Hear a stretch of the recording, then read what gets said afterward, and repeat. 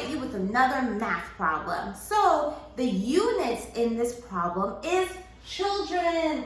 That's what we're gonna be measuring, children, okay? So we're gonna get ready for this problem by getting our feet flat on the floor, backs up nice and straight, eyes on the speaker and ears open. I'm checking.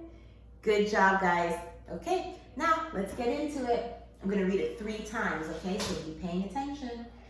There are 20 children at the blue table and 14 children at the orange table. How many children are there all together? There are 20 children at the blue table and 14 children at the orange table. How many children are there all together? I'm going to read this one more time. Have those magnifying glasses up. We need information for our number sentence. There are 20 children at the blue table and 14 children at the orange table. How many children are there all together? Okay, so we know that we need to go back again and mark up the important information because that's what's going to help us write our number sentence, okay? So let's do it.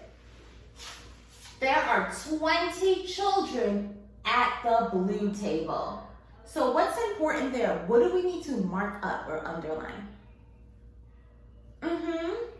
Yes, I'm hearing that we need to mark up 20 children. That's really important because that tells us how much children are at which table. You're right, the blue table. So we should also underline blue table. You got it. All right, let's keep going. And 14 children at the orange table. How many children are at the orange table? Yes, that's right. 14 children. We also need to underline that. So true. 14 children. You got it. Okay. At the orange table. Let's also underline orange table because there's 2 different kinds of tables. So we need to really put it in our mind that there's 2 tables and they each have different amount of children on them. So we know that the blue table has 20 children and we know that the orange table has 14 children, okay? So let's see what's gonna happen next. Let's keep reading. How many children are there all together? Now we see our units again in this problem, right? Tell me what's the units. You're right, the units is children. So we're trying to figure out how many children are where. Yes, are at the tables all together. So in my mind, all together is an important word too. And I'm gonna tell you why. I think you have an idea why, but I'm gonna tell you what I think, okay? I think that the word all together is important because in my mind, that makes me think, this must be the total. Everyone say total. You're so right. That's exactly right. It is the total. So we know that's the amount all together. And we know there's how many tables in this problem? That's right, 2 tables. So there's 2 tables with 2 different amounts of children sitting on them, okay? Or sitting at them. I'm trying to think, how should I begin to solve this? What can I do? What do I know about parts and wholes? Can you show me with your hands and tell me? That's right. We know that part plus part equal whole, and that whole is our total. We're adding up both of the parts to get our whole. Perfect. So now, what is the whole in this problem? Let's talk about that. The whole is going to be our what in this problem? Do we know what the whole is or do we not know? You're right, we do not know. So it is our what? What is that called? You're right, the whole in this problem is going to be our unknown. You are exactly right. The whole is our unknown. So now what is the whole? Yes. The whole is how many children all together. So we know what our whole is, right? And we know we need to draw what to show our whole? Yes, we need to draw a box to show our whole. So we know that part, okay? But we also need to remember, hey, when we're writing our number sentences, we need to start at the top and work our way down, okay? So we talked about this last part. We talked about the whole, so we already know what's at the end, but we need to find out what's at the beginning, right? So let's go back. There are how many children at the blue table? Perfect, 20 children. So we're gonna start there. 20 children. Good, 20 children. That's 20 children at the blue table. Now, if we know that part plus part equals whole, and we already know our whole is going to be the children all together, then tell me, what are our parts going to be? What are the parts going to be? Yes, this 20 is going to be our first part. So we can put a P underneath there. Or maybe let's put a P on top. There you go. All right. So now, what sign do I need to draw here? Am I adding or subtracting? Am I taking away children at the table? Am I taking away something? Or am I putting the amount in the first table and the second table together to get our whole? What do you think? Yes. We're putting them together. So we're going to be adding. So we need to draw a plus sign. You guys got it. You're on it today. All right, so now what's our next part? How many children? Good, it's the 14 children who are at the orange table. Perfect. We're gonna put a P for part. Now, we're gonna put an equal sign, and then what are we gonna draw again? Remind me.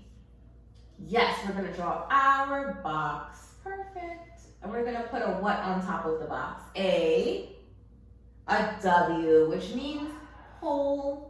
Okay, great. So now we have our number sentence. Now we can actually start to solve this, okay? So what strategy can we use to solve this? What can we do?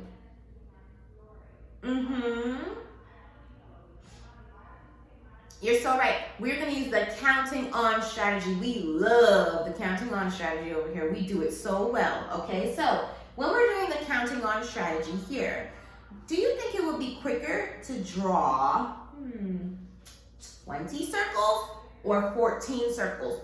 Which would take us less work? Which will be quicker?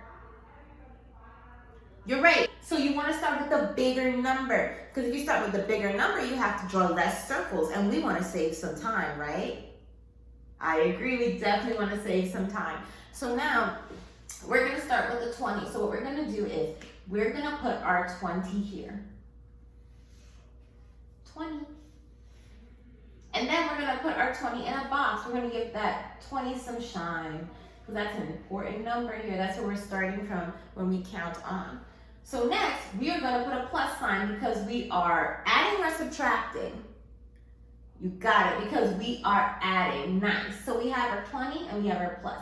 Now, how many circles would I be drawing here? Tell me. You're right, 14 circles, okay? So let's draw it. 1.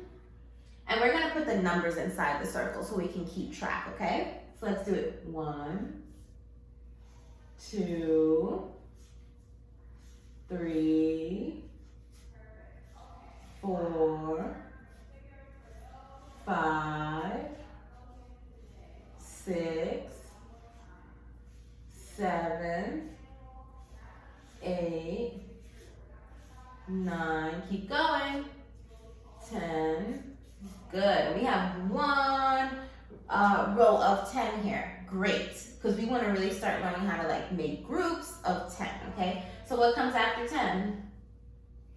Good. 11, 12, keep going. 13. Awesome. And 14. You got it. 14 is where we're going to stop at. So next up, we just need to count on from the number 20. So what number comes after 20? Yes, 21. Good, keep going. 22, 23, 24, 25, 26, 27, 28, 29, 30. All right, are we done yet? You're right, we're not done yet. We have to count this bottom. Okay, 30, 31, 32, 33, and 34. We stopped at the number 34. So we know that 20 plus 14 equals what? You got it, equals 34. Great. Now, we just want to make sure that we write our units at the bottom because this is a story problem after all, and they're asking us to solve a math problem or a math story. So we want to make sure we still focus that this is, a math story and we're measuring something. What are we measuring? Remind me. Children. So how many children are there all together? Tell me. Good. You've got it. There are 34 children.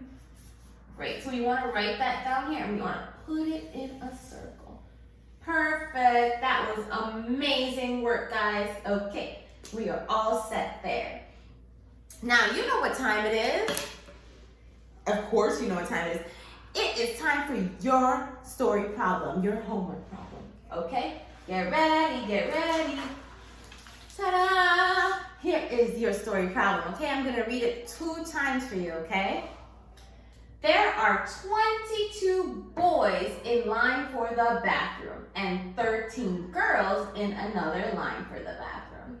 How many boys and girls are in lines for the bathroom all together? There are 22 boys in line for the bathroom and 13 girls in another line for the bathroom. How many boys and girls are in lines for the bathroom all together? Okay, so as per usual, you are going to solve this problem, give it into your teachers, and we're going to give you some feedback. Okay, scholars, until next time, bye.